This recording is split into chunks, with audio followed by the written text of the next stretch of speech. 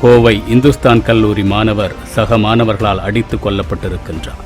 போதைப் பொருட்கள் தொடர்புடைய மாணவர்களை அடையாளம் காட்டினார் என்பதற்காக அடையாளம் காட்டப்பட்ட மாணவர்கள் அடித்தே கொண்டிருக்கின்றார்கள் என்ற முதல்கட்ட செய்திகளை நாம் காண்கின்றோம்.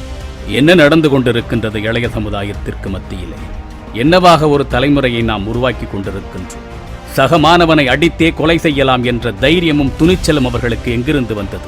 முறையாக பள்ளி படிப்பை முடித்து கல்லூரியிலே பயிலக்கூடிய மாணவர்களுக்கு இது போன்ற கொடூரமான சிந்தனைகள் எல்லாம் எங்கிருந்து தோன்றியது? இதன் பின்விளைவுகள் என்னவாக இருக்கும் என்று யோசிப்பதற்கு கூட அறிவு இல்லாமல் மழுங்கடிக்கப்பட்டிருக்கிறது என்றால் அது எப்படி நிகழ்ந்தது? இந்த கொலை குற்றத்திற்கு காரணமான மாணவர்களின் பெற்றோர்கள் என்ன செய்து கொண்டிருக்கின்றார்கள்? என்ன நமது பிள்ளைகளுக்கு நாம் கல்வி என்ற பெயரில் போதித்துக் கொண்டிருக்கின்றோம்? நற்பண்புகளையும் அறத்தையும் விதைக்காத ஒரு கல்வி முறை என்பது கல்வி முறையே அல்ல. மதிப்பெண் பெற்றுவிட்டால் அவன் மிகப்பெரிய அறிவாளி என்ற கேடுகட்ட சிந்தனை இந்த சமூகத்தில் இருக்கும் வரை இன்னும் கேவலமான சம்பவங்கள் அரங்கேறி கொண்டுதான் இருக்கும். ஒழுக்கமான ஒரு தலைமுறையை உருவாக்க வேண்டும் என்ற எண்ணம் பெற்றோர்களுக்கும் இல்லாமல் போய்விட்டது, ஆசிரியர்களுக்கும் இல்லாமல் போய்விட்டது, அரசுக்கும் இல்லாமல் போய்விட்டது. பிறகு இந்த எதிர்கால தலைமுறை என்னவாக இருக்கும்? இங்கு ஏதோ ஒரு சில பெற்றோர்களும் ஆசிரியர்களும் தங்கள் பிள்ளைகளை முறையாக நடத்துகின்றார்கள். ஆனால் பெரும்பான்மையானவர்களுடைய நிலை என்ன? எந்த வயதில் இது தொடங்குகின்றது? 10 பருவம் தொடங்கும் பொழுதே இது போன்ற வக்கிரங்கள் அவர்கள் மனதில் தோன்றிவிடுகின்றது. அதை யார் கட்டுப்படுத்தி இருக்க வேண்டும்? அதை யார் முறைப்படுத்தி இருக்க வேண்டும்? அது யாருடைய கடமை? பெற்றோர்களுடைய கடமை, ஆசிரியர்களுடைய கடமை, இந்த நாட்டை நிர்வகிக்கின்ற அரசாட்சி செய்பவர்களுடைய கடமை. தொடர்ந்து இது போன்ற சம்பவங்கள் நடந்து கொண்டே இருக்கின்றன. அதை குறித்து என்ன கல்வித்துறை யோசித்திருக்கிறது?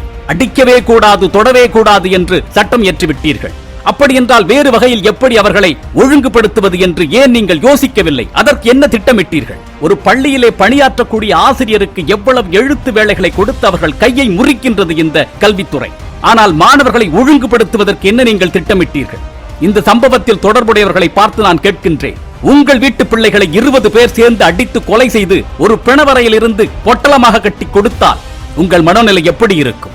யாரோ ஒருவனுக்கு எங்கோ நிகழ்கின்றது என்றுதானே நீங்கள் இவற்றையெல்லாம் செய்திகளாக பார்க்கின்றீர்கள். ஒரு சமூகத்தில் எங்கோ நடக்கக்கூடிய தவறு உங்களை நெருங்கி ஒரு நாள் வரும்.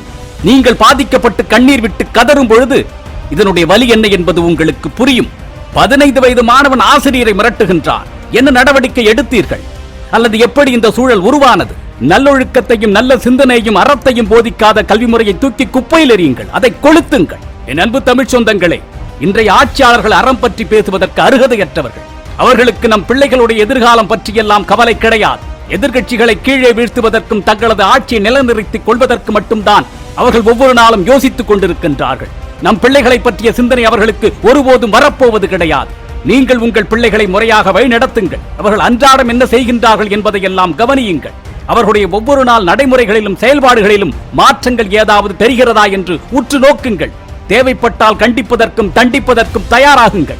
வேறு வகையாக சொல்வதானால் அவர்களை நீங்கள் ஒரு உளவாளியை போன்று கண்காணிக்க வேண்டும். அவர்கள் ஒரு பண்பட்ட நிலைக்கு வரும் வரை இவற்றையெல்லாம் செய்வதற்கு நீங்கள் தயாராக இல்லை என்று சொன்னால் பிள்ளைகளையே பெற்றுக் கொள்ளாதீர்கள். பெற்றுக்கொண்டு விட்டால் பொறுப்போடு வளர்ப்பதற்கான கடமை உங்களுக்கு தான் இருக்கின்றது.